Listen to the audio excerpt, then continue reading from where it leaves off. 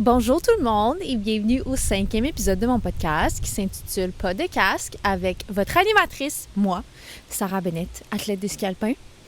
Aujourd'hui, si vous n'êtes pas sur YouTube, on est dehors sur mon balcon. Donc ça se peut qu'on entende encore des bruits, du vent, des oiseaux, le train qui passe derrière moi. Il fait beau dehors, ça ne me tentait pas de chiller dans mon salon ou d'être dans ma chambre. Je voulais faire ça dehors. So, at this point, je pense que vous êtes habitués que la qualité soit pas la plus insane en termes de son. Donc, on entend les petits oiseaux, les petits arbres. C'est relaxant, je suis au gros soleil and it's positive. Mon camp en Oregon s'est super bien passé. Je suis revenue il y a quelques jours. Life is great, life is good. Beaucoup de moments stressants encore. Mais rien comme il y a 2 semaines, en fait. Hein? We're evolving, we're moving past. Puis aujourd'hui, ce matin, j'ai eu une interaction en rapport avec le thème d'aujourd'hui, qui est les relations amicales. Puis, j'ai toujours été quelqu'un qui m'identifie en tant que quelqu'un qui n'est pas vraiment sociable, qui aime pas vraiment parler à des gens qu'il connaît pas. Puis ce matin, mais je me suis surpris un peu à faire le contraire, à aller vers des gens que je connais pas, puis j'avais besoin de poser une question à propos d'une situation à quelqu'un que je connais pas. Puis je lui ai posé la question, puis après ça, ben ça l'a comme développé en acquaintance. Je sais pas c'est quoi exactement le terme en français. Mais ouais, fait que là, je me suis fait un nouvel ami, I guess, ou acquaintance de gym. Fait que puis c'est drôle parce que ça faisait, je pense que ça fait 4 ans que je le vois à ce gym-là, puis j'avais jamais adressé la parole. Puis ben maintenant, ben on va se dire salut! Ah, des petites interactions, le fun, positive pour le fun. Puis ensuite, j'ai vu une fille qui, tu sais, je suis vraiment occupée, là, vous savez, avec ma vie, tout ce que je fais, être athlète. Puis souvent, je me dis, j'ai pas le temps comme de me faire des nouveaux amis. Mais là, j'ai réalisé que ça faisait 3 semaines que j'avais pas vu la fille en question.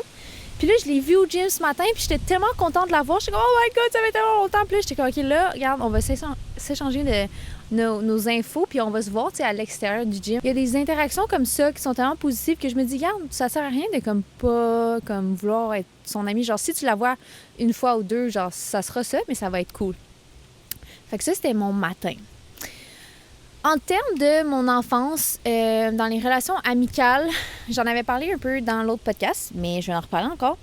J'étais vraiment quelqu'un qui aimait ça comme avoir une amie, une personne de confiance à qui parler, puis j'aimais vraiment pas ça être dans les groupes, comme je disais, puis j'étais pas vraiment quelqu'un qui allait parler à tout le monde. J'étais quand même assez gênée, mais avec les personnes en qui je faisais confiance, c'est là que je démontrais genre ma personnalité au complet. Fait que quand j'étais au primaire, j'avais vraiment une amie proche ou 2 maximum. Puis en ski, j'avais beaucoup de confiance. Fait que j'avais un peu moins peur de me faire beaucoup d'amis, mais même chose, genre j'avais vraiment ça hang out avec une personne en particulier à qui je faisais 100% confiance puis en qui je pouvais vraiment être 100% moi-même. Après l'école primaire, j'ai déménagé. Fait que moi, dans le fond, si vous savez pas, en fait, c'est sûr que vous savez pas, là, je viens de Laval. Yeah, Laval represent. Puis j'étais à l'école primaire là. Puis après ça, en 6e année, j'ai déménagé. Fait que le déménagement, ça m'a vraiment comme bousculé un peu niveau amitié. Je suis allée à une nouvelle école à Québec. Je connaissais une personne qui allait à cette école-là. Puis c'était une grosse école. Il y avait comme 35 personnes par classe. Fait que je trouvais ça quand même intimidant de me faire des nouveaux amis. Puis j'ai vraiment eu de la misère à cette école-là. Je m'en suis fait 1 ou 2. Sinon, je me suis vraiment attachée à la personne que je connaissais quand j'allais à cette école-là. La personne qui faisait du ski. Puis les gens du programme du ski qui étaient avec moi. Ensuite, en secondaire, direct après mon secondaire 2, je suis partie. Je suis allée en pensionnat aux États-Unis à une école internationale. Fait que là, après ça, tu regardes en termes de jeune âge, c'est quand même bousculant parce que tu n'es pas capable de vraiment t'établir des connexions, des amitiés qui sont vraiment fortes. Je suis allée à l'école internationale, puis à ce moment-là, ben, tu rencontres, c'est vraiment un énorme privilège de pouvoir rencontrer des gens qui sont pas de la même culture, pas du même pays, qui viennent comme des gens de la Chine, des gens de l'Afrique, des gens de la Russie, tu sais, des gens vraiment de partout. Puis ça, c'était un énorme privilège, puis j'ai vraiment, vraiment, genre, apprécié ça. Par contre, quand tu es là en première année, dans le high school, c'est 4 ans. Fait que là, j'étais là ma première année. Là, l'école est très petite, fait que tu crées des liens quand même assez forts. Puis là, les seniors, ben, les personnes qui graduent, quand ils partent, c'est des gens, tu réalises que tu vas plus jamais voir de ta vie. Most likely, à moins qu'il y en ait qui viennent de où est-ce que tu viens. Puis même à ça, tu les reverras plus nécessairement. Là, après ça, l'autre année, continue, les gens graduent. Super triste, super comme tu les revois plus jamais. Après ça, junior year, les seniors, ben, ils graduent encore, même chose. À chaque année, c'était comme au mois de mai, tout le monde pleure, tout le monde braille, il y a la graduation, les seniors s'en vont. C'est des gens que tu vas jamais revoir de toute ta vie. Puis là, ensuite, ben, ta senior year, ça fait 4 ans que tu bâtis des relations avec du monde de ton âge dans ta classe. Puis là, ben, tu gradues, puis tu vois plus jamais ce monde-là de ta vie. Fait que ça, moi, ça a été ma réalité avec mes amitiés, que j'ai vraiment pas pu me bâtir des amitiés fortes dans les moments vraiment comme, I guess, importants. Parce que là, je vois du monde qui sont amis, je vois les groupes, tu sais, sur les médias sociaux, je vois les groupes amicaux, puis je me dis, oh my God, ces gens-là sont encore amis ensemble. Mais oui, c'est parce qu'ils ont forgé tellement des fortes amitiés pendant leurs années vraiment comme de développement que c'est sûr qu'ils vont rester souvent amis avec ces gens-là. Puis moi, ben à travers mon style de vie, puis à l'école où est-ce que je suis allée, puis avoir déménagé, tout ça, j'ai pas réussi à développer ces amitiés-là. Je revenais pendant l'été au Québec, puis là, ben je voyais max 1-2 amis pendant ces étés-là. Je passais du temps avec. Mais à part de ça, comme toutes mes amies de longue date, du primaire, ils étaient tous à Montréal, puis du secondaire, ben j'avais pas vraiment passé assez de temps avec pour, tu sais, 2 ans, c'est vraiment pas grand-chose. Fait que là, je me ramassais vraiment dans un genre de... une balance ou un yin-yang ou whatever, là, que j'étais genre, OK, ben là, je sais pas qui, genre, je tiens pas contact avec personne, je suis pas vraiment proche avec personne, j'ai pas vraiment de meilleurs amis, je sais pas quoi faire. Vraiment, dans ces périodes-là de ma vie, j'étais un peu perdue en termes d'amitié où est-ce que je me sentais comme j'avais personne à qui vraiment parler. Puis j'avais vraiment de la misère à forger comme quelque chose de solide, c'est une amitié qui va durer. Après ça, après l'école aux États-Unis, ben c'est là que je suis rentrée sur l'équipe du Québec. Puis là, on rentre dans la chose la plus complexe qui est les amitiés avec les compétitrices. Puis ça, je l'ai vécu quand même assez jeune. Tu sais, en ski, là, c'était ces relations-là, là, amicales, où est-ce que comme, OK, mais là, il faut que je te batte, puis là, toi, tu me bats. Si tu me bats, je suis pas ton ami. Si je te bats, t'es pas mon ami. On n'est plus amis, je t'invite plus à ma fête, tu sais, des choses comme ça. À développer des amitiés dans un environnement de compétition en tant que jeune fille, c'était très, très, très, très toxique. Après ça, il y a les parents là-dedans, il y a les familles, il y a les ci, il y a les ça, il y a les pères, il y a les mères qui sont « Mais là, ta fille! Mais là, ta fille! » Non, les esprits compétitifs, puis genre, tout ce qui se passe dans ce monde-là.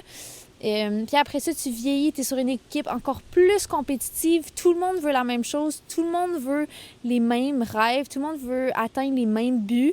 Comment tu crées une amitié saine dans ce genre de dynamique-là? Moi, j'ai eu extrêmement de la misère.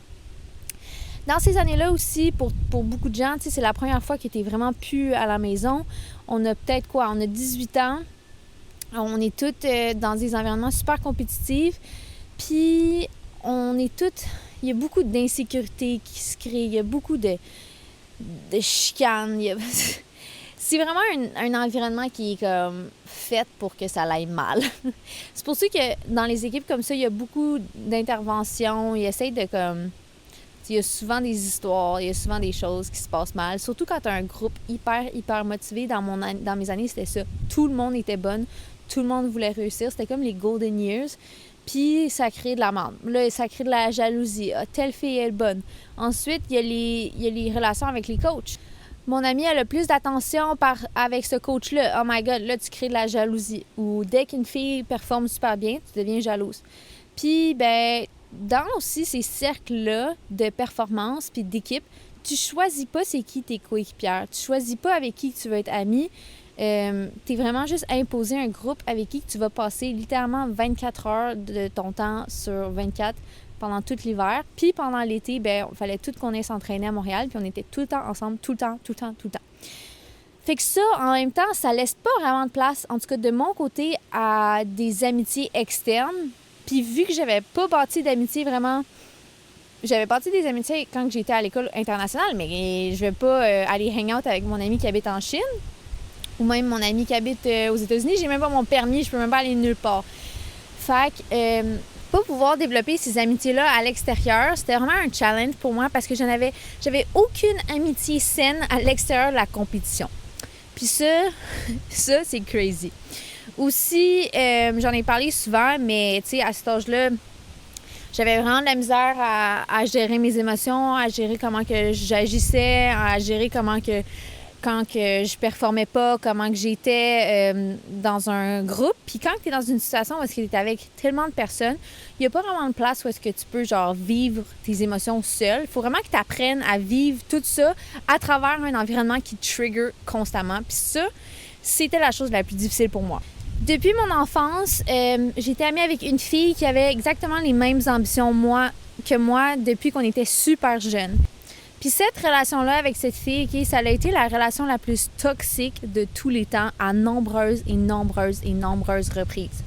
Par contre, on a tellement évolué les deux, puis on a tellement de notre côté vécu notre vie, on a tellement passé à travers des moments difficiles, puis on a eu des énormes discussions tellement difficiles l'une avec l'autre. Puis maintenant, elle habite en Alaska, fait que genre, on se voit pas vraiment. Mais c'est quelqu'un que j'ai dans ma vie qui me connaît tellement bien, puis qu'on se connaît depuis qu'on a genre 3 ans, que j'ai réalisé que comme, OK, t'es pas vraiment nécessairement obligé d'avoir des gens qui sont proches physiquement de toi pour pouvoir compter et faire confiance en quelqu'un. Puis c'est avec les gens que souvent tu vas avoir les conversations puis les discussions les plus difficiles, les plus honnêtes. C'est avec eux que tu vas vraiment forger quelque chose d'important, puis la personne va être là pour t'aider. Puis de là vient aussi le break-up, ma rupture récente, où est-ce que dans ma tête, avant la rupture, je me disais, j'ai pas vraiment d'amis. En ce moment, je suis en colocation avec my queen, Laurence, pour ceux qui savent pas. Puis Laurence, c'était vraiment my rock. Souvent, on dit que quand tu rentres en colocation avec quelqu'un avec qui tu es ami, c'est là que tout chie. Mais moi, honnêtement, genre, j'attends qu'elle vienne le soir, puis je m'ennuie d'elle, puis je veux la voir, puis je veux qu'on se parle. Elle travaille très fort, cette fille, donc on se voit pas souvent. Mais d'avoir une relation avec elle, je me suis dit, mais c'est comme ma seule amie. Puis là, quand j'ai passé à travers mon break-up, moi, je suis vraiment une fille qui vit ses émotions fortement, mais rapidement. J'ai réalisé que les situations difficiles, je passe à travers rapidement. Comme on peut voir, je suis basically 100% over it now. Mais c'est à cause que j'ai un mécanisme pour passer à travers ces moments difficiles-là. Puis c'est que je m'exprime constamment. J'ai des conversations avec toutes les gens autour de moi pour pouvoir passer à travers. Puis, dans ces situations-là, je me suis dit, bon, je vais pas juste attendre que Laurence, elle arrive le soir à 10h30 pour y parler, puis y mettre tout ça sur le dos. Je vais appeler des gens. Puis là, j'ai réalisé que la liste de personnes que je pouvais appeler était tellement plus longue que je pensais. Puis j'ai réalisé que c'est pas parce que je voyais pas ces gens-là on the regular, parce qu'ils habitent pas à Québec, que je pouvais pas juste les appeler puis leur parler puis qu'ils allaient être là pour moi. Fait que de là, dans ma situation, j'ai appris que j'aurais jamais ce groupe d'amis-là qui habitent proche de moi. Puis ça, je trouve ça plate. Mais en même temps, je peux aller dans les 4 coins du monde puis trouver un ami chez qui rester puis quelqu'un qui va m'aider. Après ça, ça, c'est dans mes années du Québec. Cet ami-là, j'ai parlé justement dans mon break-up. Puis depuis ce temps-là, on s'est dit, il faut qu'on se tienne au courant quand les choses vont bien aussi. On se parle, tout ça, c'est super. Tous ces autres amis-là aussi. Puis, un break-up, ça va vraiment, vraiment réaliser, genre, c'est qui tes amis pour vrai, puis genre, à quel point tu as plus de monde sur qui tu peux compter que tu penses. Mais, ensuite, sur mes années sur l'équipe nationale, ben là, l'amitié et compétition, c'est encore pire. Parce que là, tu es à un niveau qui est encore plus élevé. Puis tu te dis, oh my God, est-ce qu'on est juste coéquipière? Est-ce qu'on est juste amis? Comment tu fais la division entre est-ce que cette personne, genre, je peux y faire confiance ou pas? Puis dans les circonstances, parce que j'ai une mauvaise performance, est-ce qu'elle va être plus contente parce qu'elle, elle m'a battue, elle a mieux fait que moi? Ou elle va actually, genre, se sentir mal puis être quelqu'un sur qui je peux compter? Puis dans mes années, sur l'équipe nationale, c'était difficile parce que là, il y a des groupes d'âge tellement vastes. Tout le monde est vraiment on their own thing. Puis, encore une fois, tu choisis pas avec qui tu es sur l'équipe. Comme moi, mettons, j'ai toujours été quelqu'un qui aime être avec certains gens spécifiques. Puis j'en ai parlé dans mon dernier podcast que je pense pas que tout le monde peut être ami avec tout le monde, puis c'est bien normal. Mais là, au point où est-ce que t'es encore une fois avec ce groupe-là 24 heures sur 24, mais dans un environnement qui est encore plus triggering, encore plus stressant, encore plus haute performance, comment tu te crées des liens forts dans ces moments-là? Moi, en tout cas, j'ai trouvé ça tellement difficile. Ensuite, après la dernière année, c'était vraiment difficile pour moi parce que, obviously, là, j'ai pas choisi de coéquipière, j'étais pas avec des coéquipières, j'étais 100% tout seul. Puis là, j'ai vraiment réalisé comme, OK, j'ai personne à qui parler first qui peut vraiment comprendre ma situation, mais j'ai personne à qui je fais confiance en ce moment. Il y a personne qui reach out, je suis tout seul, je me sens seule, j'ai pas d'amis, j'ai pas de quoi que ce soit. I don't know what to do, what to say, je sais pas trop. C'est dans ma solitude cette année puis en postant sur les réseaux, qu'à chaque fois que j'arrivais à des courses, surtout à des Nord-Am, mais même à des Coupes du Monde, que je réalisais que j'avais développé des liens d'amitié plus forts que je pensais. Des gens avec qui je pourrais m'associer en tant qu'acquaintance ou comme personne à qui je suis familière avec, that's it, que j'ai réalisé qu'il y avait une profonde connexion émotionnelle sur ce qu'on faisait, puis qui voulait mon bien. Puis ça m'émue vraiment de savoir qu'il y a des gens avec qui j'ai eu des interactions vraiment minimes qui, après les courses ou pendant que j'étais à certaines places, qui venaient me voir pour m'encourager. Puis qui voulaient vraiment comme que je succède, puis qui étaient là pour moi. Puis moi, en retour, ben je faisais la même chose. Je voulais être là pour eux. Je voulais les encourager dans leur carrière. Puis c'est souvent comme ça, en ski alpin, que tu développes des amitiés. Pas nécessairement avec des coéquipières, mais avec des gens que tu vois dans le quotidien, dans les courses, tout ça. Comme exemple, une Américaine qui, elle sort avec un des meilleurs au monde, OK? Puis j'ai développé une amitié avec elle, mais c'est parce que on n'était pas au même niveau au début de la saison, fait que c'est moins comme difficile. Les deux, on n'est pas vraiment après la même chose. Puis quand que je l'ai vue, je la connaissais pas super bien, mais je l'ai vue en train de pleurer, en train de struggle. Puis je suis allée y parler. Puis j'étais comme... Je suis allée y dire ce que moi, j'aimerais ça me faire dire si j'étais dans sa situation. Puis de là, on a créé comme une amitié qui est vraiment quelque chose que je m'attendais vraiment pas pantoute, là. Cette fille est juste insane. J'ai énormément de respect pour ce qu'elle fait. Puis elle, en retour, elle a énormément de respect pour moi. Puis là, on crée comme ce genre de lien de team, mais une team que tu choisis. Souvent, il y a souvent des gens qui, quand ils ont des relations difficiles avec leur famille, ben ils disent, il faut que tu choisisses. Des fois, tu peux choisir ta famille. Mais cette année, j'ai décidé que ce que j'ai aimé, c'est que je pouvais choisir mon équipe. Tu peux choisir ton équipe. Tu peux choisir sur qui tu vas vraiment t'épauler ou à qui tu veux encourager, puis avec qui tu veux vraiment, genre, comme, succeed. En tout cas, moi, j'ai eu le privilège de le faire cette année. Comme quand j'étais aux courses, c'est avec qui que j'allais m'asseoir, c'est avec qui que je parlais entre les runs, c'est avec qui que je voulais m'entraîner. Puis ça, c'était un énorme privilège. Puis I wish que, genre, tu pouvais faire ça tout le temps. Mais, OK, désolé, le vent, il arrêtait pas de knock down mon téléphone. Fait que là, on est officiellement rentré dans mon salon. Puis mes voisins sont là, ils font du bruit. En tout cas, là, on va mieux entendre. Bon. J'ai parlé de la toxicité. Désolé, on a de l'écho, là, je suis dans mon salon. J'ai parlé de la toxicité avec certaines coéquipières qui peuvent avoir quand que vous avez les mêmes buts, les mêmes goals. Des fois, ça peut devenir vraiment toxique avec certaines personnes. Des gens avec qui tu ne serais pas ami dans la vie en général, souvent, qui deviennent tes coéquipières, ben là, ça peut devenir très toxique. Par contre, là vient les gens avec qui tu serais ami dans la vie en général, si tu les rencontrais juste comme out of nowhere.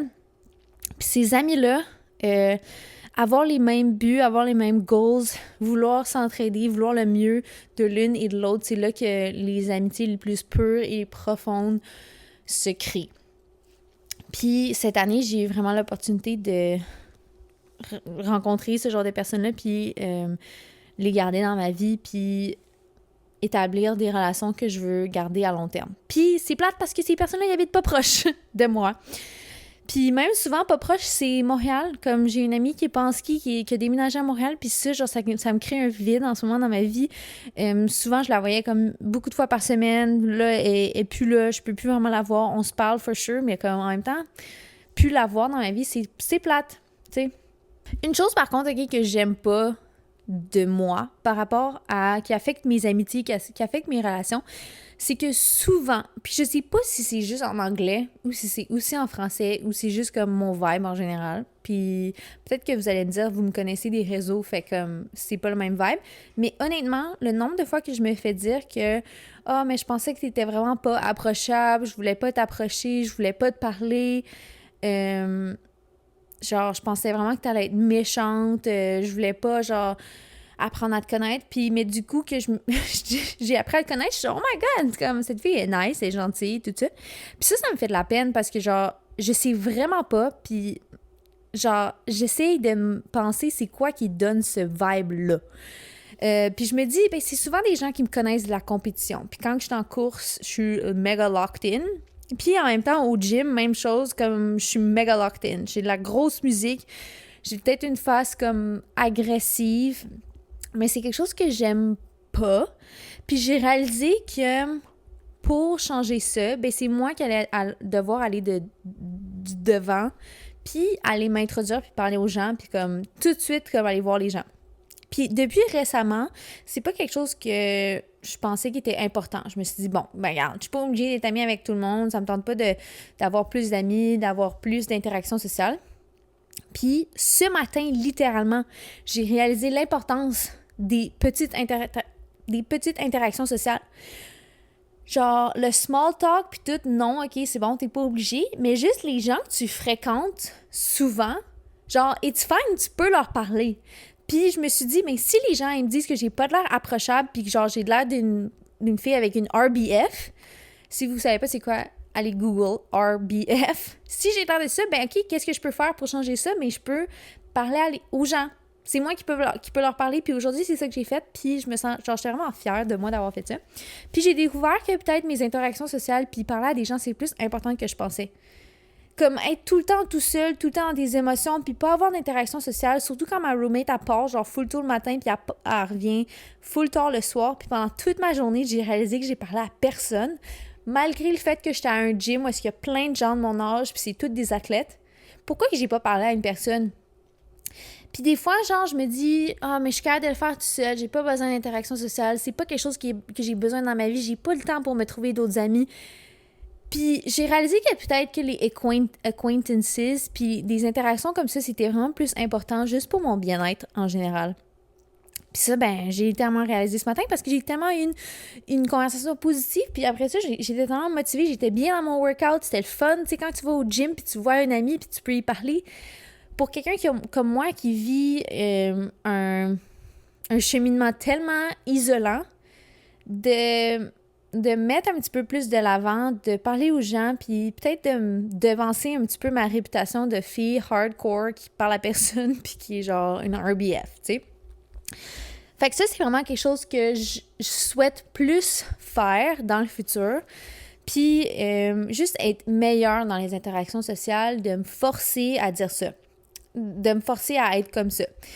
Puis, encore une fois, tu sais, des fois, on se met dans une boîte où est-ce qu'on se dit « OK, mais moi, je suis pas une fille sociale, j'ai jamais vraiment été quelqu'un social, fait que je le serais pas. » Non, that's not the case. Oui, j'ai de la difficulté dans les groupes, mais ça m'empêche pas d'aller voir une personne puis d'aller y parler. Puis de trouver quelque chose qu'on a en commun, puis après ça, ben, de créer un lien. Puis ce que je disais tout le temps avant, c'est que moi, mes liens amicaux, je veux que ce soit des liens qui sont forts, je veux que ce soit des grosses relations importantes. Il faut que j'aie une ou deux personnes vraiment, vraiment genre ride or die. Puis en ce moment, je réalise que comme it's not that deep. Genre, t'es pas obligé que ce soit le même. Tu peux avoir ces personnes-là, mais tu peux aussi avoir des acquaintances. Tu peux être excité de voir quelqu'un d'autre. Tu peux la voir pour un café. Tu peux... Quand ça tire pas du jus, puis c'est juste quelque chose de fun, quelque chose de nice. C'est pas obligé de devenir ta best friend, mais ça peut être une interaction positive qui t'amène un petit peu de lightness. Puis moi, c'est ça que, justement, je m'ennuie le plus de mon amie qui a déménagé à Montréal. Shout out Ariane. Elle écoute pas le podcast, mais c'est pas grave.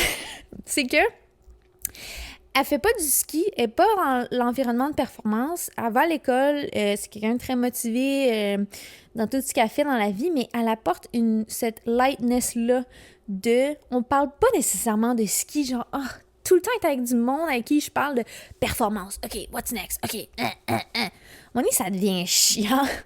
Puis avoir des amis comme ça avec qui tu peux juste être. Tu peux juste be a girl. Puis juste comme être dans cette simplicité-là de la vie, j'ai réalisé que ça m'amenait comme énormément de bonheur. Puis je veux trouver plus de personnes, plus d'interactions, plus de choses pour justement m'enligner là-dedans. En tout cas, that's my goal. Puis quand que je fais des lives, ou sur TikTok aussi, je vois souvent des filles, justement dans leur vingtaine, souvent qui sont en relation, qu'ils réalisent qu'ils n'ont pas d'amis. Qui vont à la job, c'est souvent quand que leur job, c'est des gens qui sont plus vieux ou si tu travailles déjà de la maison, mais que t'as pas vraiment un cercle amical. Puis pour ces filles-là, je dirais comme la même chose que je fais en ce moment. Si tu côtoies quelqu'un de ton âge à quelque part, que ce soit à l'épicerie, que ce soit dans un workout class, que ce soit à quelque part, genre juste une mini interaction, tranquillement, puis après ça, dire, comme moi j'ai fait ce matin, j'ai vu la fille, ça fait 1 an que je vois la fille au gym, puis là, tantôt, j'étais comme, OK, mais donne-moi ton numéro, là, on fera quelque chose la semaine prochaine. Puis si on fait rien, that's fine, genre, on va continuer de se voir au gym.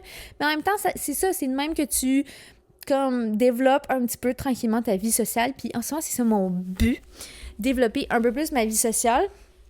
Mais rien n'empêche aussi que le fait de poster sur les médias sociaux, de vous parler, de parler à mes queeners, d'aller sur live, d'interagir avec vous par texte, par DM, ça vaut vraiment énormément pour moi. Fait que juste d'avoir posté puis de pouvoir parler à ma communauté, c'est quelque chose qui a aussi énormément aidé. Puis je sais qu'il y a une majorité d'entre vous avec qui je serais amie, sinon pas toutes. Puis avec qui je veux partager ma vie, je veux vous dire c'est quoi qui se passe, je veux entendre ce que vous faites, c'est quoi qui se passe dans votre vie, tout ça. Je suis vraiment reconnaissante d'avoir justement bâti cette relation-là avec vous.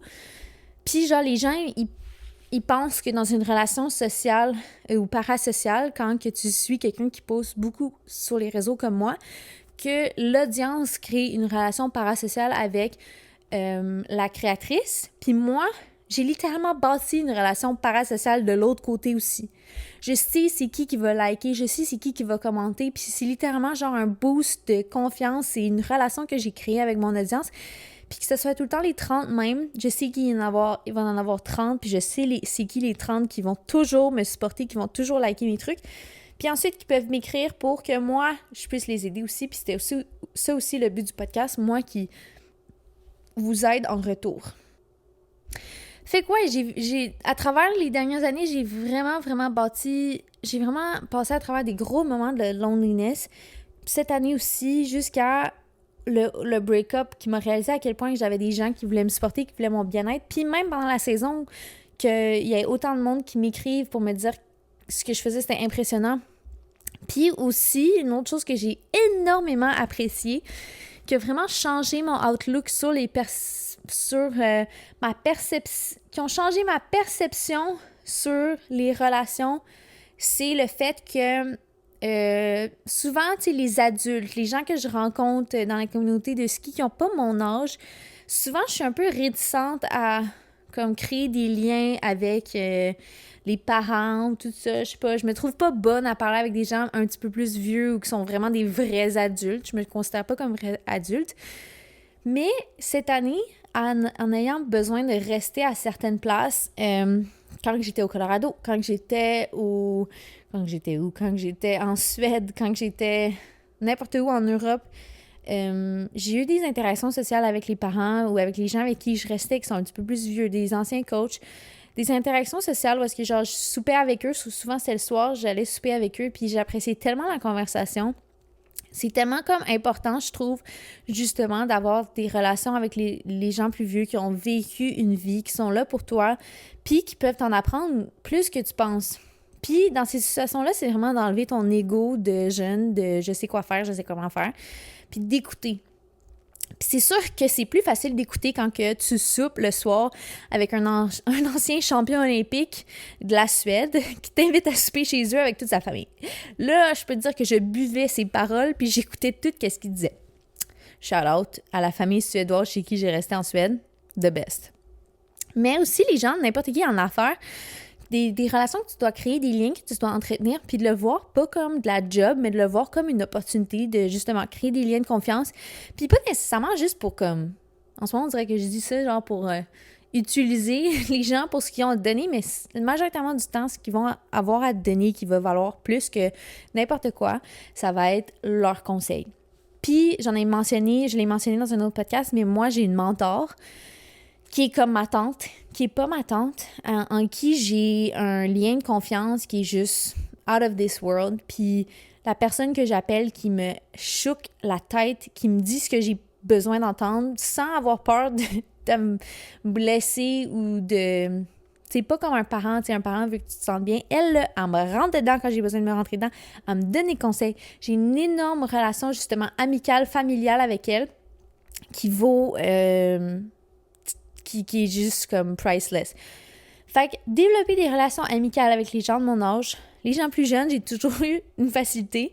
C'est vraiment quelque chose que j'aime, hang out avec des gens plus jeunes que moi. Peut-être parce que je suis immature, I don't know. Mais les gens de mon âge, avoir plus d'interactions, ça c'est mon but. Développer un cercle amical un peu plus gros ou un cercle juste de personnes avec qui je peux dire salut un petit peu plus souvent. Dire salut aux gens, avoir des interactions positives, sociales. Puis les gens qui sont plus vieux, entretenir ce genre de relations-là avec mes anciens coachs, avec des parents, tout ça. M'asseoir puis avoir des grosses conversations avec eux aussi. Je pense que c'est quelque chose qui a beaucoup de valeur puis c'est quelque chose que je suis en train d'apprendre en ce moment. Mais encore, on peut pas être ami avec tout le monde, hein? Pas tout le monde va t'aimer, pas tout le monde va vouloir être ami avec toi, and that's fine. It's all about the vibe. Des fois, tu sens le vibe, il se sent pas, it's okay, it's fine. OK? Là, il faut que j'aille me couper les cheveux. Je vais me faire couper les cheveux. Fait que les témoignages vont se faire un peu plus tard. But for you, I'll be right back. Avant de rentrer dans les témoignages, il y avait une histoire que j'ai pas racontée, que je voulais raconter. Moi, dans le fond, j'ai vécu mon pire friendship breakup il y a maintenant de ça, je pense en 2023, de mon ami d'enfance, on se connaissait depuis qu'on avait 2 ans.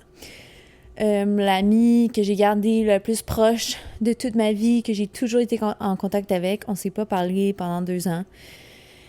C'était vraiment une relation comme frère et sœur. Tu sais, on avait comme des chicanes, tout ça, puis à un moment donné, ça a juste comme explosé. Puis, si jamais t'es dans la situation d'un friendship breakup, puis genre c'est un ami de longue date, puis tu te dis, parce qu'un jour, on va comme se reparler, tout ça. Moi, dans le fond, vous savez, là, ma vie, c'est comme un film. Qu'est-ce qui est arrivé? C'est que pendant que j'étais au Chili, on s'est revus. Puis là, on avait passé la journée d'entraînement ensemble. Puis là, après notre journée d'entraînement, je me sentais vraiment genre émue d'avoir repassé du temps avec cette personne. Puis, j'étais comme, oh my God, ça fait du bien, tu sais. Je me rappelais pourquoi qu'on était des si bons amis. Puis le lendemain, tu sais, je me suis assise à côté de lui, puis on a parlé de ça, puis il m'a dit, tu sais, quand t'as été quand t'es pas retourné sur l'équipe nationale, je t'ai envoyé un message pour voir comment que t'allais, puis tu m'as jamais répondu, fait que je me suis dit, bon, elle est pas encore prête à parler. Là, j'étais comme, de quoi tu parles? Tu m'as envoyé un message. Puis dans le fond, il m'a envoyé un message au mauvais numéro de téléphone, parce qu'on se connaissait depuis tellement longtemps qu'il savait plus quel numéro ou quel reach-out. Ça, c'était l'année d'avant qu'il avait essayé de reach out, puis j'avais eu aucune idée. Puis là, je suis genre, oh my God, tu sais. Puis maintenant, tu sais, tout est rétabli, les deux, on s'est excusés, puis, tu sais, des fois, le temps fait juste bien les choses. Des fois, t'as besoin du temps apart, puis genre, après ça, j'étais comme, tu sais, 2 ans de temps, 2 ans que ça a duré, qu'on s'est pas parlé, tu sais, 0, 0, 0. Après ça, ce refollow sur Instagram, c'était quand même drôle parce que c'était comme le genre de personne que... C'était la première personne que j'avais follow sur Instagram, tu vois, genre. La première personne que j'avais friend sur Facebook. Puis c'était vraiment drôle, mais il m'a dit, tu sais, ça a 2 ans sur 20. C'est pas énorme. Puis ça m'a remis en perspective. Puis là, genre, on a eu comme cette belle histoire. Mais oui, genre, un friendship breakup, c'est difficile. C'était tellement difficile parce qu'on a tellement d'amis en commun. C'était comme genre, oh, tu sais pas trop, tu sais pas comment. Mais ça a vraiment fini comme une belle histoire. Puis ça, c'est une des choses que je suis reconnaissante en ce moment, c'est d'avoir retrouvé cette amitié-là. Donc, OK, pour les témoignages, je m'étais envoyé encore, comme d'habitude, des super beaux témoignages. Love them all. Comme, si vous savez pas, dans mes documents, c'est vraiment juste comme, tu peux envoyer un peu n'importe quoi. Tu sais, il y a plein de petites différentes sections. Fait que moi, là, ce que je fais, c'est que je prends quelques phrases de quelques sections puis qu'on en parle. Tu sais, je décortique pas juste un témoignage. Aujourd'hui, on en a 4. Donc, témoignage numéro 1. Mes amis sont tous extravertis, donc elles se démarquent beaucoup plus que moi lorsqu'on est entouré de nouvelles personnes, alors que moi, je suis sociale, mais pas plus que ça. Oh my God! Ça, c'est quelque chose que j'ai vraiment oublié de mentionner, OK?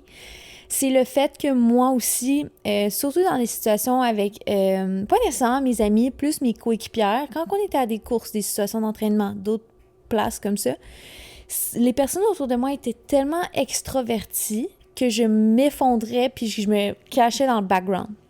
Littéralement. J'étais comme...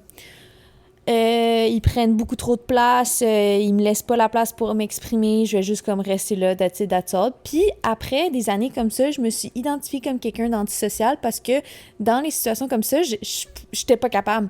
J'étais pas capable de devenir la personne full extravertie. Par contre, ce que j'ai vraiment appris puis développé dans les 2 dernières années, c'est d'être la personne extravertie dans les situations parce que je suis tout seule, tu sais, d'aller voir les gens, de parler à du monde. Puis en faisant ça, j'ai réalisé que j'avais beaucoup plus d'amis que je pensais, tu sais, des connaissances en ski. Puis j'avais aussi eu l'opportunité de connaître les gens beaucoup mieux. Fait que des fois, c'est bien de s'éloigner un petit peu de ces genres de groupes-là dans différents settings, puis aller vers les gens toi-même. Je sais que ça fait un peu plus peur, mais eux, tu sais, c'est des gens extravertis, sont bons pour le faire. Puis c'est plate parce que des fois, ça te met dans le background, mais c'est à toi ensuite de t'éloigner un peu, puis de dire, OK, moi, je vais aller de mon côté, aller voir telle personne avec qui je veux parler, puis te développer, puis développer quelque chose, parce que moi, en l'ayant fait après, oh my God, genre... j'ai vraiment réalisé, je suis comme, OK, non, je suis pas antisociale, je suis juste un peu moins, je suis pas extravertie, je me considère pas comme quelqu'un d'extraverti, mais je suis moins sociale que eux, mais ça veut pas dire que je le suis pas, puis ça veut pas dire que je suis incapable d'aller parler à des gens moi-même. Fait que ça, être tout seul, ça m'a vraiment, vraiment aidé là-dedans. Mais c'est sûr que c'est vraiment drainant. C'est drainant être avec du monde de même, surtout dans des groupes. Puis c'est pour ça que moi, j'aime pas ça être dans les groupes. Peut-être que j'ai pas trouvé la bonne dynamique de groupe, mais à chaque fois que je suis dans les groupes, il y a tout le temps genre deux personnes qui sont tellement out there. Puis là, c'est comme, OK, mais pourquoi en ce moment on est dans un groupe puis c'est genre... on focus juste sur toi, genre moi je veux entendre ce que l'autre personne a à dire ou ce que l'autre personne a à dire, genre tu prends toute la place. Fait que là ça fait que tout le monde se sent juste un petit peu awkward ou peut-être juste toi ou ça rend la dynamique vraiment difficile. Fait que c'est pour ça que moi j'aime pas vraiment ça les dynamiques de groupe, je trouve qu'il y a tout le temps quelqu'un qui essaie d'être de même, qui aime tellement les dynamiques des groupes parce que je sais pas, peut-être qu'il aime l'attention, c'est le même qui vibe, tout ça, mais moi c'est pas mon vibe, puis j'aime pas vraiment le genre de personne comme ça. Fait que je me tiens un petit peu à l'extérieur de ça, mais en volant de mes propres ailes, puis pas, me cacher dans un groupe, que ce soit 2 ou 3 autres personnes avec moi, je trouve que ça a fait une énorme différence. Ensuite, témoignage numéro 2. Noémie, Queen Noémie, qui voulait qu'on partage, ça ne dérangeait pas qu'on partage son nom. À chaque fois que vous me dites que ça vous dérange pas, j'hésite parce que je me dis, mais elle dit... le fait que tout le monde est full proche et que moi, je ressens pas vraiment le besoin de tout le temps être avec quelqu'un, donc ils font toutes des activités ensemble et pensent pas à moi. Je suis une personne très solitaire, donc le fait d'être seule me fait du bien, mais pas de voir que tout le monde fait des choses sans moi. Girl, je te feel. OK? C'est vraiment une situation difficile à vivre de sentir que tu es à l'écart. Okay? Mais comme j'en ai parlé dans ce que j'ai appris en 25 ans, dans mon dernier podcast, j'ai parlé du fait que ces genres de choses-là, il faut pas que tu le prennes personnel. Il faut pas. Des gens, ils vont vouloir faire certaines sortes d'activités avec d'autres genres de personnes qui savent à 100% qu'ils vont vouloir le faire. Tu dis vouloir être solitaire, tout ça. Des fois, les gens, ils vont pas t'inviter parce qu'ils veulent pas non plus vivre le rejet de t'inviter puis que tu leur dises non. Fait qu'ils vont aller vers les gens qui disent oui. Fait que de ton côté, peut-être d'initier quelque chose tranquillement, pas vite, un petit peu plus souvent, va faire en sorte que les gens après ça vont t'associer en tant que quelqu'un qui veulent justement faire les activités avec toi. Parce que si t'es tout le temps seul, comme moi, je suis vraiment comme ça, les gens vont pas vouloir t'inviter parce qu'ils veulent pas se faire dire non. Tu sais, à un moment donné, c'est comme eux, ils veulent pas gaspiller leur énergie sur ça. Puis peut-être que ça leur tente juste pas de faire ce genre d'activité-là avec toi, and that's fine, c'est vraiment pas personnel. Si tu passes du temps avec eux en faisant quelque chose d'autre, ils t'aiment, ils veulent être avec toi, peut-être juste pas dans ce genre de scénario-là. Fait que de toi, prendre le contrôle sur la situation puis dire, OK, ben moi, ça me tente d'aller en activité, je vais demander à telle personne. Puis t'es pas obligé, je sais que ça doit être difficile quand tu vois que c'est tout le groupe complet qui comme planifie quelque chose sans toi, puis c'est peut-être pas, it's not your people peut-être. Tu sais, c'est de dire, OK, ben, j'ai pas vraiment une appartenance à ce groupe-là, puis peut-être que j'ai réalisé que c'était pas fait pour moi, je voulais pas être avec eux, c'était pas mon vibe. Fait que de dire, OK, ben, y a-tu une amie en particulier que t'aimes de ce groupe-là? OK, ben, invite-la à aller faire quelque chose d'autre, ou tranquillement, pas vite, fais une transition vers un autre groupe si c'est ça que tu le souhaites, d'être avec un groupe ou d'être avec une personne. Parce que les gens solitaires, comme moi, je m'identifie vraiment plus en tant que personne qui va passer du temps avec one-on-one. Puis ça me draine vraiment moins, j'aime ça, puis c'est juste comme plus light que d'être dans un groupe, tout coordonner les activités comme ça.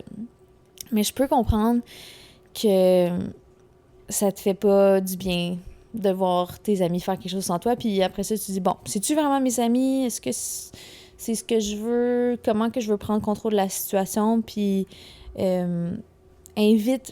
l'inverse. Toi, invite quelqu'un, puis toi, planifie quelque chose d'autre. Mais je sais que c'est difficile, puis que c'est pas un super nice feeling.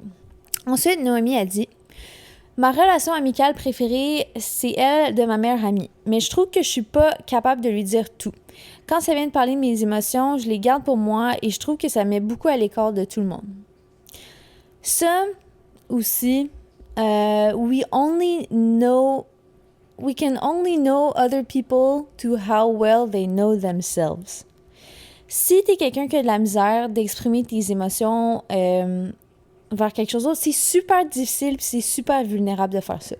Fait que c'est sûr que d'être dans un environnement où est-ce que tu sens que tu as confiance en ta meilleure amie, mais pas à 100%, peut-être que ça a le rapport aussi du fait que, je sais pas, là, j'essaie de mettre 1 plus 1 égale 2, mais que ta meilleure amie va faire des activités de groupe avec le groupe au complet, sans toi. J'ai l'impression que ça te fait en sorte que tu as peut-être peur qu'ils parlent de toi à l'extérieur ou que tu te sens moins proche, parce que peut-être que tu sens qu'elle est plus proche de quelqu'un d'autre, ou je sais pas, j'essaie de lire un petit peu sur la situation avec ce que j'ai comme information. Mais partager ses émotions, c'est difficile. Puis moi, mettons, j'ai de la facilité à le faire parce que, I don't know, j'ai toujours été quelqu'un qui a toujours été très raw, qui a toujours eu de la facilité à s'exprimer un peu trop dans tout ce qui est mauvais, dans tout ce qui est bien, dans tout ce qui est colère, tristesse, tout ça. Mais il y a des moments où oui, c'est difficile d'être vulnérable puis de t'exprimer. L'important, c'est vraiment juste d'ouvrir une conversation honnête puis de savoir, OK, est-ce que je suis honnête avec moi-même? Puis pourquoi que ça me fait peur? Ça veut pas dire que c'est pas aussi... T'es peut-être pas prête non plus à développer des relations aussi profondes, puis t'es peut-être pas le genre de personne qui, en ce moment, veut développer quelque chose d'aussi profond. Puis ça va peut-être te prendre quelqu'un d'autre, une autre genre de relation, une relation comme vraiment plus personnelle, qui va vraiment te dire, OK, non, mais dans le fond, je suis capable de faire confiance à quelqu'un, puis je suis capable d'y exprimer comment que je me sens. Puis, of course, c'est de juste partir un petit peu par petit peu. J'utilise tout le temps cet exemple, mais on peut pas tout comme changer all at once. C'est de dire comme, je me sens pas bien pour tel truc. Puis peut-être de trouver un setting où est-ce que tu te sens un peu plus confortable de partager ça. Que ça soit comme une petite soirée, ou aller prendre un café. Puis juste où est-ce que la chose qu'on fait principalement, c'est se parler. Quand tu es dans un setting d'activité, de hike, de sport, de tout ça, à un moment donné, tu vas pas dire genre, souvent il y en a, là, moi je fais ça dans un hike, « Hey girl, genre ça va vraiment pas bien. » Mais si tu t'assois devant la personne puis tu dis, OK, ben c'est le temps d'avoir des conversations puis j'aimerais ça qu'on se parle, tout ça, oui, ça semble vraiment sérieux, mais ça va peut-être te donner un petit peu plus d'ouverture sur, comme, tranquillement ouvrir la discussion. Tu dis, on va au resto, on va à un brunch. Le nombre de fois que j'ai pleuré à un brunch spot, girl, too many to count, OK? Mais dans des situations comme ça peut aussi enlever un peu la pression, puis tu te dis, OK, je focus juste sur la conversation, puis si ça nous lead là, ça nous lead là, puis tranquillement, pas vite, juste être honnête avec comment tu te sens, tes émotions, les vivre 100% toi-même, seul, au début, pour ensuite pouvoir les partager. Parce que si tu les as pas vécu toi-même on your side, puis que tu t'es pas posé les bonnes questions, ben ça va être tough. Mais après ça, qu'est-ce que quelqu'un peut t'aider à faire? Ce que j'aime faire, moi, avec mes amis, c'est que tu leur dis pas quoi faire, tu fais juste leur poser les bonnes questions pour qu'ils se rendent à leur propre conclusion. Puis c'est ça qui est vraiment nice d'avoir une meilleure amie ou quelqu'un avec qui tu as confiance, c'est où une psychologue va t'amener à te poser les bonnes questions, puis toi, trouver les réponses par toi-même. Fait que je sais que c'est vulnérable, c'est difficile de s'exposer, mais tout le monde vit ses propres émotions, tout le monde vit ses moments difficiles. Fait que tu peux pas regarder ta meilleure amie puis dire ah ben elle va jamais comprendre parce qu'elle sait pas c'est quoi comme ce que je vis. Non, elle va pas savoir c'est quoi ta situation exacte, elle va pas savoir exactement comment tu te sens, c'est sûr, mais peut-être de s'exprimer un petit peu parce que elle sait c'est quoi. Tout le monde sait c'est quoi vivre quelque chose de négatif. Tout le monde le sait. Puis c'est juste de se l'admettre puis de dire, OK, ben regarde, moi, je vais m'ouvrir tranquillement, pas vite. Puis ensuite, ben ça va créer une ouverture de l'autre côté. Ou peut-être que si elle a pas de la misère à parler de ses émotions, si elle a pas de la misère, quand qu'elle le fait, ben prends-le comme une ouverture pour toi aussi le partager. Puis jamais personne qui a partagé ses émotions à quelqu'un d'autre, surtout pas une amie, jamais que, en tout cas dans mon expérience, que ça a tourné quelque chose, ça a été quelque chose de négatif. Jamais que j'ai regardé mon ami qui me broye en face, qui me parle de tous ses problèmes, j'ai comme wow, what a loser! What a loser! Non, genre, personne dit ça. On a juste.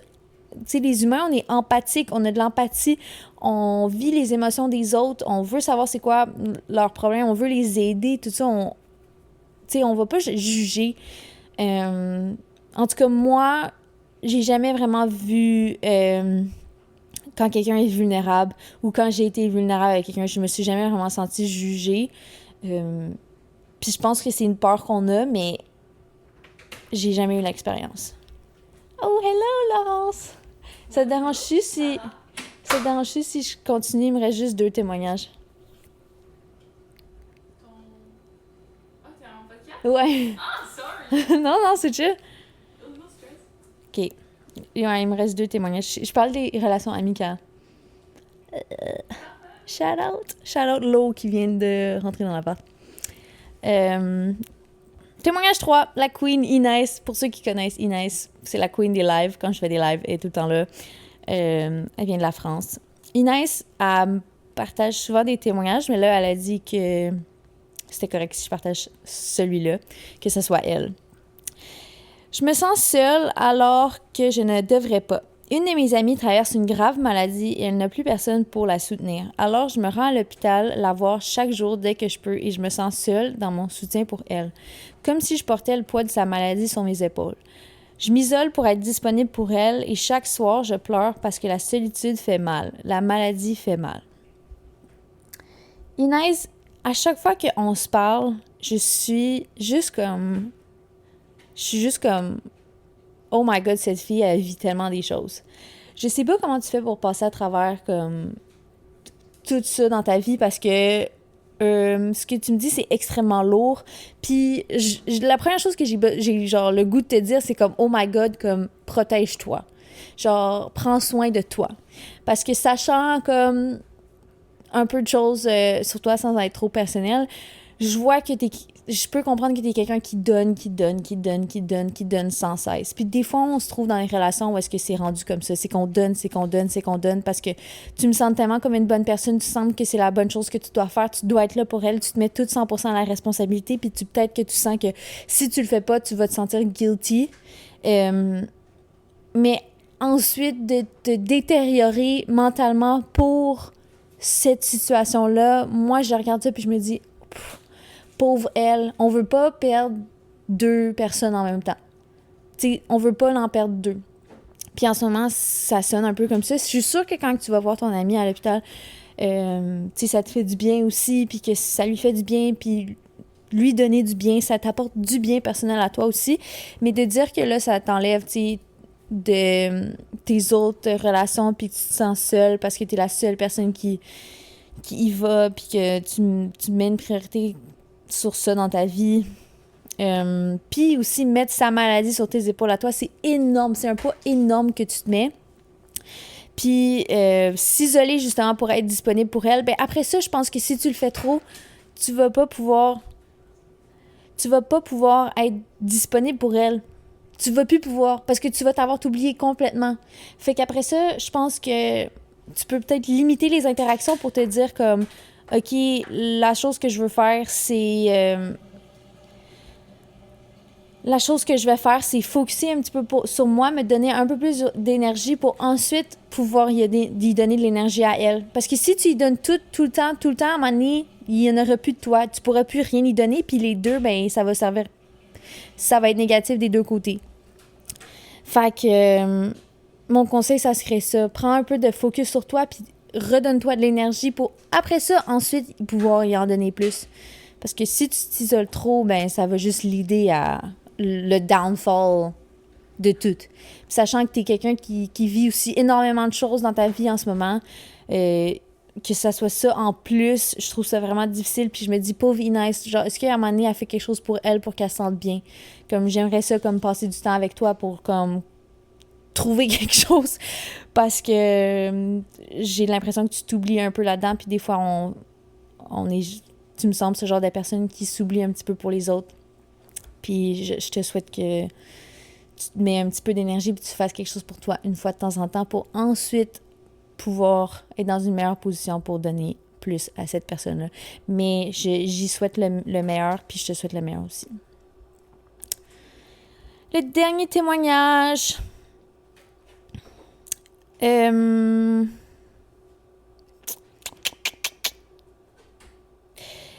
Cette personne nous dit que elle a la misère à se trouver plus d'amis parce que c'est beaucoup d'amitiés de passage et moi, j'aime les amitiés fidèles, genre profondes, même si on se voit pas beaucoup et parle pas tous les jours, mais on peut faire des récapitulatifs et c'est comme si on s'était vu la veille. Et donc, les amitiés de surface en qui tu peux avoir confiance, je pense que ça se trouve facilement, mais lier des liens profonds, c'est plus comme trouver l'amour, je te dirais. Mais c'est plus compliqué et il faut faire des nouvelles rencontres. Ouais. C'est difficile. On voit souvent, tu sais, dans les films ou dans notre entourage ou quoi que ce soit, tu sais, des amitiés qui sont tellement profondes, puis on yearn pour ce genre de relation-là. Comme, en tout cas, je sais pas si on yearn toutes pour ce genre de relation-là. Moi, oui. Tu sais, avoir des relations profondes avec les gens autour de moi, c'est vraiment quelque chose que je veux. Puis, c'est difficile après ça de mettre un peu de priorité sur les autres genres de relations. Puis c'est ça, moi, que j'ai toujours eu le mindset de non, moi, je veux des amitiés profondes, je veux pas juste des amitiés casual, tout doit être 100% maximum, all at once, je dois tout dire à la personne doit tout me dire all of a sudden, il faut tout qu'on sache sur tout pour que cette amitié soit importante pour moi. C'est ça que je disais. Puis après, juste comme récemment, avoir comme juste eu l'ouverture de dire, mais non, t'es pas obligé. T'es pas obligé, puis pour avoir ce genre de relation profonde-là, souvent, ben ça commence comme des amitiés random, qu'on se voit un peu des fois, puis that's it, that's all. Mais aussi, c'est aussi correct d'avoir des amitiés qui sont comme des amitiés de passage, que t'es au secondaire, puis après ça, tu vois plus ce genre de personnes-là. Ces personnes-là, ils ont été dans les épisodes et dans les saisons de ta vie précédente. Et ce sont des characters qui étaient là dans le passé. Quand tu écoutes un show, des fois, il y a des characters qui reviennent pas, puis tu te dis, ça ferait vraiment aucun sens de revoir ce character live. Puis t'es pas obligé de forcer le character dans ta vie, dans ta saison, dans ta nouvelle saison. Tu peux les laisser dans le passé, puis ça veut pas dire que tu peux pas revisiter dans ta tête l'autre saison, que tu peux pas la réécouter, puis aller voir « Ah, mais cette personne-là, c'était nice, nanana. » OK, mais ils ont eu leur purpose dans ta saison, dans ta vie à ce moment-là. Puis après ça, ben, c'est correct s'ils sont plus. Mais ça veut pas dire que tu peux pas juste mettre un peu d'énergie non plus dans ce genre de relation-là. Puis, à travers tes saisons, ben il va y avoir une ou deux personnes qui vont être là, qui vont être comme avec qui tu vas avoir une relation super profonde. Mais, comme toi, je trouvais aussi difficile de mettre un petit peu d'énergie et d'importance sur les relations qui sont pas profondes. Mais ça m'a vraiment ouvert les yeux de... Ça fait du bien, des relations pas profondes, des fois. C'est correct, genre, tu vas voir une fille random, pis c'est light, c'est chill, tu ris, c'est drôle, tu fais des jokes sur, genre, ce que tu as vu sur TikTok, it's not that deep, puis des fois, ça fait du bien. Puis c'est ça que j'ai réalisé, comme c'est pas tout le temps obligé d'être « Oh my God, OK, je raconte tous les aspects de ma vie. » C'est super nice d'avoir ça avec une personne, puis tu peux cherish à 100% cette friendship-là. Mais après ça, t'es pas obligé d'avoir ça avec tout le monde. À un moment donné, ça deviendrait drainant. Faudrait que t'expliques ta vie à genre 5 personnes constamment, tout le temps en train de tout leur expliquer qu'est-ce qui se passe, puis de te vider avec 5 personnes. C'est tough. Fait que j'ai vraiment découvert que avoir des amis un petit peu plus comme superficiels, I guess, c'est vraiment important. Les genres de personnes avec qui tu peux vraiment juste let loose puis comme passer du temps social sans avoir trop de pression sur le friendship puis juste passer du bon temps. Donc, c'était ça pour les témoignages. Désolée pour l'épisode en retard aussi. J'ai réalisé que il va en avoir un par semaine, mais des fois, ce sera pas nécessairement tout le temps les mercredis. C'est beaucoup de travail, c'est tough. Mais we still got there. J'espère que vous avez apprécié. Pour tous les témoignages, c'est dans la description sur YouTube ou dans le lien dans ma bio sur mon TikTok, sarabensky.vf. Si vous m'avez envoyé des témoignages, merci d'avoir partagé. Puis j'espère que vous avez aimé l'épisode. Ciao!